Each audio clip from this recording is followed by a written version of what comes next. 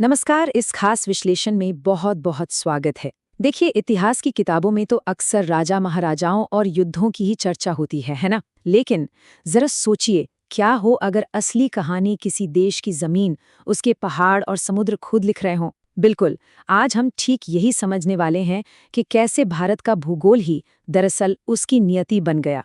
चलिए शुरू करते हैं। तो सीधे इस बेहद दिलचस्प सवाल से अपनी बात शुरू करते हैं। अगर हम ग्लोब पर नजर डालें तो इंडियन ओशन यानी हिंद महासागर पूरी दुनिया का इकलौता ऐसा महासागर है जिसका नाम किसी एक देश के नाम पर है। अब सवाल है, आखिर क्यों?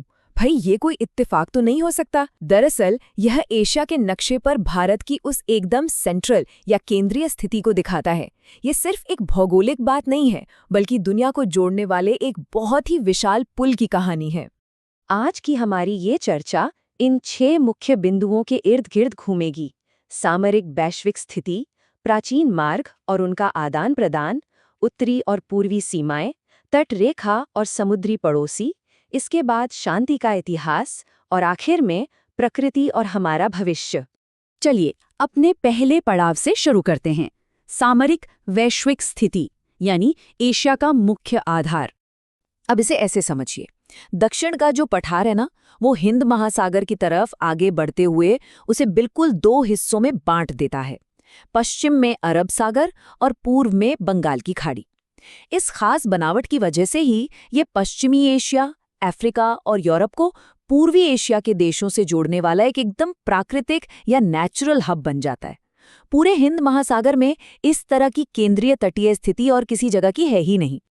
अब जरा 4000 के इस बड़े आंकड़े पर गौर करते हैं। क्या है ये?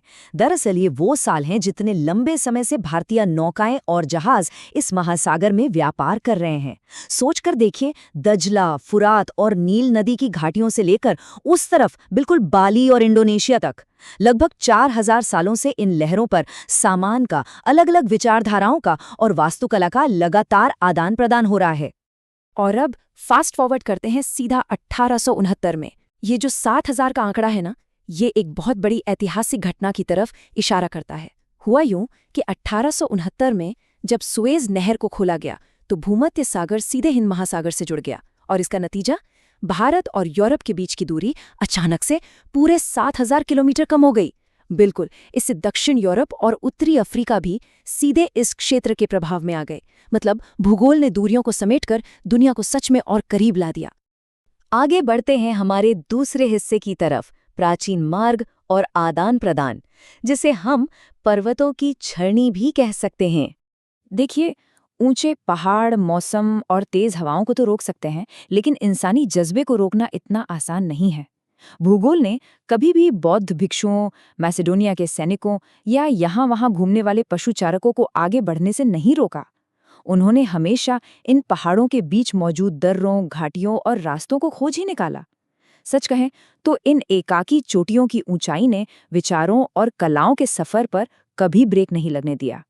और हाँ, सबसे दिलचस्प बात, ये रास्ता कोई वन वे नहीं था। ये तो एक विशाल 2 तरफा सांस्कृतिक आदान प्रदान था। एक तरफ से बौद्ध धर्म का शांति संदेश, गणित की दशमलव प्रणाली यानी डेसिमल सिस्टम, पंचतंत्र की मजेदार कहानियां और उपनिषदों का गहरा दर्शन मध्य एशिया और चीन होते हुए सीधे जापान तक जा पहुंचा। और वहीं दूसरी तरफ से मैसेडोनिया के साथ यूनानी वास्तुकला और तुर्क व अरबों के साथ सुंदर गुंबद और भव्य मीनारें यहाँ आईं। भूगोल ने इस पूरे क्षेत्र को दुनिया भर की सभ्यताओं को एक साथ पिरोने वाली एक अहम कड़ी बना दिया। चलिए अब आते हैं तीसरे भाग पर, उत्तरी और पूर्वी सीमाएं, या यूं कहें कि हमारे पड़ोस का नक्शा। अगर हम इस उपमहाद्वीप को घेरने वाली प्राकृतिक सीमाओं को देखें तो ये एकदम स्पष्ट है और बहुत विविध भी। उत्तर पश्चिम की बात करें तो वहाँ ऐतिहासिक परंपरा साझा करने वाले पाकिस्तान और अफगानिस्तान हैं। उत्तर में उन दुर्गम पहाड़ों के पार चीन, नेपाल और अपनी प्राकृतिक सुंदरता के लिए मशहूर भूटान है। पूर्व में चले जाएं तो घने जंगलों के बीच म्यांमार है, और दक्षिण में अथाह समुद्र। हर दिशा अपने साथ एक अलग भौगोलिक चुनौती और एक बिल्कुल अलग सांस्कृतिक रिश्ता लेकर आती है। पूर्व की दिशा पर अगर थोड़ा और करीब से नजर डालें तो राजनीतिक और प्राकृतिक भूगोल की कहानी और भी उलझी हुई लेकिन दिलचस्प हो जाती है। 1947 में जब विभाजन हुआ तो नई राजनीतिक लकीरें खिंची और पूर्वी पाकिस्तान का उदय हुआ। और फिर यही भौगोलिक और राजनैतिक उलझन 1971 में एक नए स्वतंत्र देश यानी बांग्लादेश के रूप में दुनिया के सामने आई। आज असम, मेघालय, मिजोरम, त्रिपुरा और पश्चिम बंगाल जैसे राज्य इस साझा इतिहास और सीमा के गवाह हैं। हमारा चौथा पड़ाव है तटरेखा और समुद्री पड़ोसी, एक विशाल विस्तार। अब जरा इस स्केल या पैमाने के बारे में सोचिए। ये तटरेखा इतनी लंबी है कि ये पूरी पृथ्वी की त्रिज्या यानी रेडियस के बराबर है। अगर इसे समझने के लिए जमीन पर नापना पड़े तो न्यूयॉर्क से लेकर सीधा सैन फ्रांसिस्को तक का सफर तय करना होगा। है ना कमाल की बात? इतनी विशाल विस्तार को देखकर ही ये बात साफ हो जाती है कि क्यों प्राचीन समय से ही व्यापार और दुनिया से संपर्क बनाने में समुद्री रास्तों का इतना बड़ा रोल रहा है। और इसी अथाह समुद्री सीमा की वजह से हमें ऐसे पड़ोसी मिलते हैं जो जमीन से तो नहीं बल्कि इन लहरों से जुड़े हैं। दक्षिण में पाक जल संधि और मन्नार की खाड़ी के पार श्रीलंका है। लक्षद्वीप के थोड़ा सा दक्षिण में जाएं तो मालदीव है, और उधर बंगाल की खाड़ी में निकोबार द्वीप समूह के ठीक दक्षिण में इंडोनेशिया बसा है। भले ही ये सारे देश बंगाल की खाड़ी या अरब सागर के विशाल पानी से अलग थलग दिखते हों, लेकिन इतिहास गवाह है कि व्यापार और साझा लहरों ने इन्हें हमेशा एक दूसरे से मजबूती से जोड़े रखा है। अब आगे बढ़ते हैं 5वें भाग पर, शांति का इतिहास और उसका सांस्कृतिक परिणाम। यहाँ एक बहुत ही गहरी बात समझने वाली है। देखिए, मध्य एशिया के दबे हुए शहरों में या कंबोडिया और चीन के मठों में हमें प्राचीन व्यापारिक चीजें और बौद्ध पांडुलिपियां तो भरपूर मिलती हैं, लेकिन इतिहास में कहीं भी ऐसे कोई विजय स्मारक या कीर्ति स्तंभ नहीं मिलते जो ये बताते हों कि यहाँ की सेनाओं ने कभी किसी दूसरे की जमीन पर कब्जा किया हो। इतने विशाल और गहरे ग्लोबल संपर्कों के बावजूद एक शांतिपूर्ण परंपरा का ऐसे टिके रहना वाकई इतिहास की एक बहुत अनोखी और बड़ी बात है। और अब आते हैं अपने अंतिम और छठे भाग पर, प्रकृति और हमारा भविष्य, एक दार्शनिक चरमोत्कर्ष। अगर हम प्रकृति के साथ इंसान के सफर को देखें तो ये हमें बहुत कुछ सिखाता है। शुरुआत में क्या था? इंसान पूरी तरह से प्रकृति पर निर्भर था, मौसम की मार के आगे बेबस था। फिर धीरे धीरे हमने प्रकृति को समझना शुरू किया। विज्ञान और तकनीक की मदद से हमने इसके साथ मिलकर चलना यानी सहयोग करना सीखा। ये विकास की कहानी हमें बताती है कि कैसे प्रकृति के दास होने से लेकर हम अपने ज्ञान का इस्तेमाल करके एक सहयोगी की भूमिका तक पहुंचे हैं। तो यहाँ सबसे बड़ा सबक क्या है?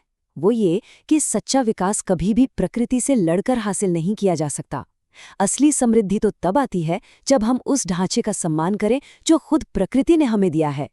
संसाधनों का समझदारी से इस्तेमाल करना, लालच में आकर उन्हें अंधाधुंध खत्म करना और अपनी इस धरती को बंजर होने से बचाना, बस यही तरक्की का इकलौता सही रास्ता है। प्रकृति से बगावत नहीं बल्कि उसकी सलाह मानना ही हमारी खुशहाली की चाबी है। अब जरा इस बेहद शक्तिशाली विचार पर गौर करते हैं। हम इन सारे संसाधनों के स्वामी नहीं बल्कि भविष्य की धरोहर के संरक्षक हैं। ये सिर्फ एक वाक्य नहीं है बल्कि एक ऐसा एहसास है जो हमारी पूरी भूमिका को ही बदल कर रख देता है। हम इस दुनिया को जीतने वाले कोई मालिक नहीं है बल्कि हमारी भूमिका तो एक ट्रस्टी की तरह है, एक संरक्षक की तरह, जिसे आने वाली पीढ़ियों के लिए इस अनमोल प्राकृतिक धरोहर को हर हाल में बचा कर रखना है। और इसी के साथ हमारा आज का यह विश्लेषण अपने अंतिम पड़ाव पर पहुंचता है। हमने देखा कि कैसे भूगोल ने किसी जगह के इतिहास और भाग्य को पूरी तरह से तय कर दिया, लेकिन आने वाले कल की कहानी क्या होगी? क्या वो इस बात पर निर्भर नहीं करेगी कि हम अपनी इस प्राकृतिक धरोहर का कितना सम्मान करते हैं? अगर भूगोल ने हमारा अतीत लिखा है तो क्या प्रकृति के प्रति हमारा यही सम्मान हमारे भविष्य को सुरक्षित कर पाएगा? इसी विचारणीय सवाल के साथ हम आज की इस चर्चा को यहीं विराम देते हैं। इस विश्लेषण का हिस्सा बनने के लिए बहुत बहुत धन्यवाद।